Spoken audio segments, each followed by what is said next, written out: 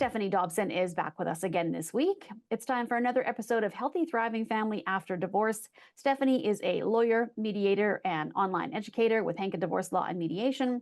Offices in Lloydminster and Edmonton. Stephanie, thank you so much for joining me. As always, thank you, Stacey.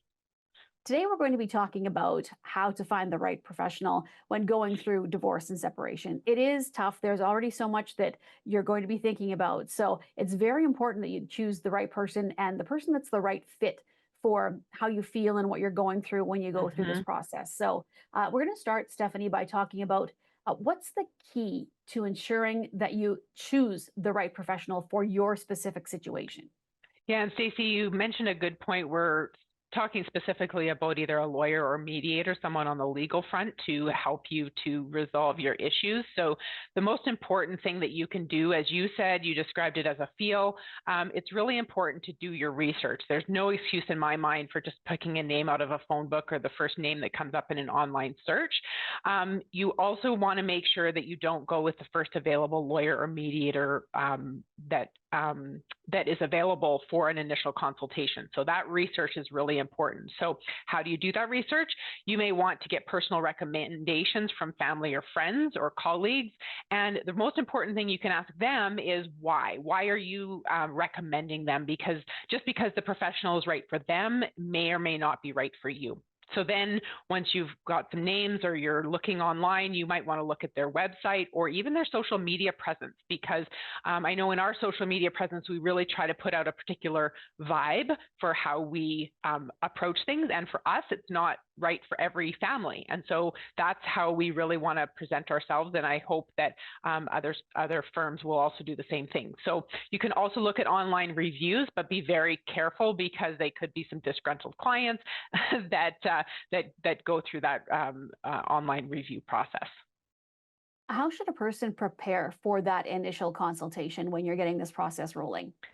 Yeah, so that initial consultation is so important because, of course, we're going for feel and vibe, and we're trying to make sure that this is the right person. So making the most out of your initial consultation is really important. So the first thing we want to do is start gathering up any relevant documents, relevant court paperwork that you want the lawyer or mediator to review. Create a list of questions to ask. And it's really helpful when people come prepared as far as the things that they want to talk about or the questions that they have, because you're going to go through information overload in the consultation. And so, your lawyer mediator is going to say, what questions do you have? And you're going to say, my mind is drawing a blank. So you really want to be prepared with that. The lawyer or mediator may have a questionnaire for you to complete. The more information you provide on that questionnaire, the quicker that you'll be able to actually get to the meat and potatoes, the substance of your matter. So fill that out as much as possible. And then, of course, you want to find out how long the appointment is going to be, whether there's a fee, forms of payment, and then most law offices and mediation offices are going to ask you to bring in a piece of ID. Okay, and when you have that first consultation, Stephanie, what can you expect when you walk through the doors? And, I know you do it all the time, so you're comfortable, but for somebody who is going through this is not usually something that is for the most part, a repeat event for people. So, if they're a little nervous and wondering how this is all going to work, what can they expect from that first consultation?